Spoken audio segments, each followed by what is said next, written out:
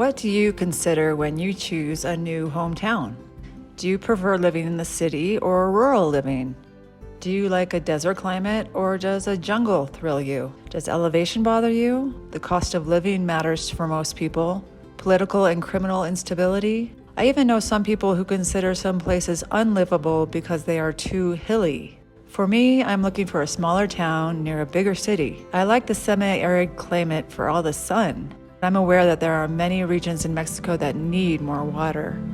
I love a forest, but that doesn't really match up with the arid climate I just claimed to love. If you saw my last video, you know how much I love Tequisquiapan. It's lovely and it's on my short list for a place to call home.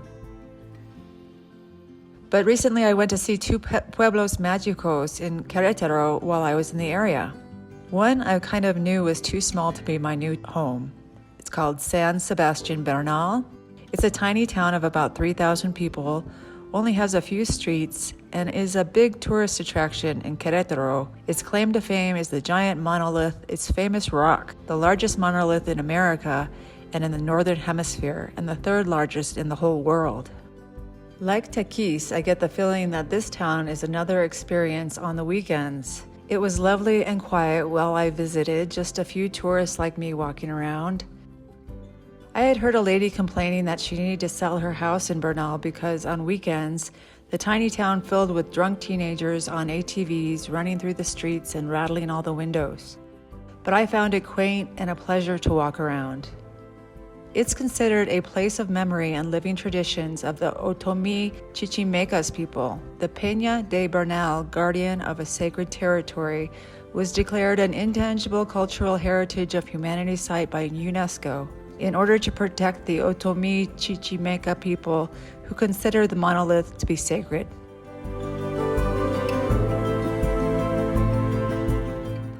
If you happen to be here in May, you can watch their descendants make their annual pilgrimage to the summit while carrying a 187-pound wooden cross in the hopes of bringing rain and divine protection to their people.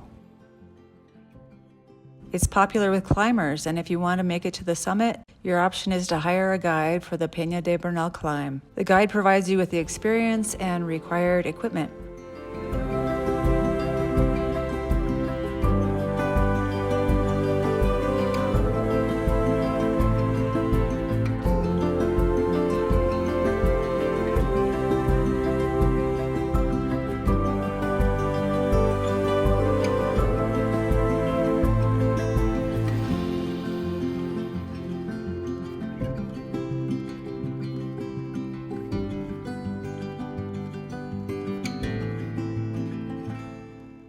The other Pueblo Mágico I saw was Cadereyta de Montes. Only a few miles away, it is the entrance to the Sierra Gorda region. With great geographical diversity, it has a semi-desert climate in the south and forests in the north. In 2011, it was named a magical town thanks to its history and its magic and medicinal wisdom inherited from the Chichimeca, the native people of the region.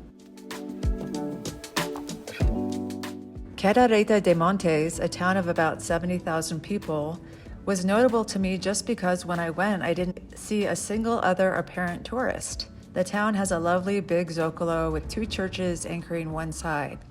Craft marketers were setting up their wares of baskets, embroidery, and clay pottery. The main square is the heart of the town, and you can visit the parish of San Pedro y San Paulo and the Temple of the Holy Solitude.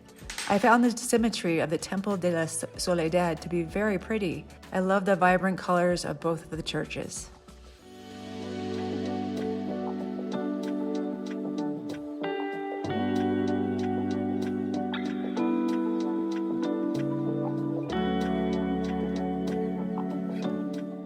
As I walked, I tried to imagine living there. The advantages of a town that is less well known and touristy are many. The cost of living is undoubtedly less. The cultural immersion is instant and not optional. Your language skills would get better because they have to. On the other hand, there may be no one there who can guide you into your new life in your language. In Cadereyta, I looked online for possible houses to rent and I didn't find much of anything. Maybe there they do this more by word of mouth, local signage, or some local paper? I don't know. It's one of the things you'd have to learn and get used to.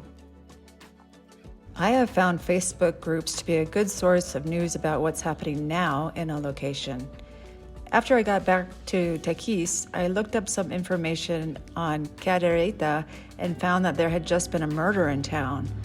Though it's hard to get crime stats here, I got the feeling that this is very unusual. I also learned that two young lovers were getting kind of too close at the park in front of children and the public. I also found out that Cadereyta is the location for the National Chess Tournament.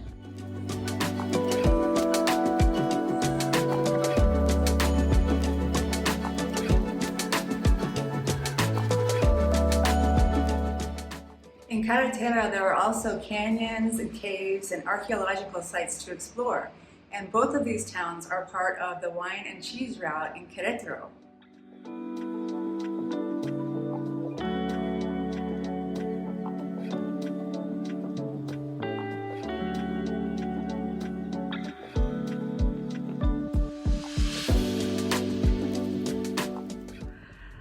I guess it's impossible to perceive the hidden underbelly of any town if you're only there for a week or two or even a month. You don't know what the local gossip is about the mayor or what current crimes may be happening around town or even what neighborhoods are the best. It takes a long time to get to know a town. I think that's why many immigrants to Mexico prefer a town full of expats so they can get to know the town in their own language and get the scoop on whatever it is that they need to know.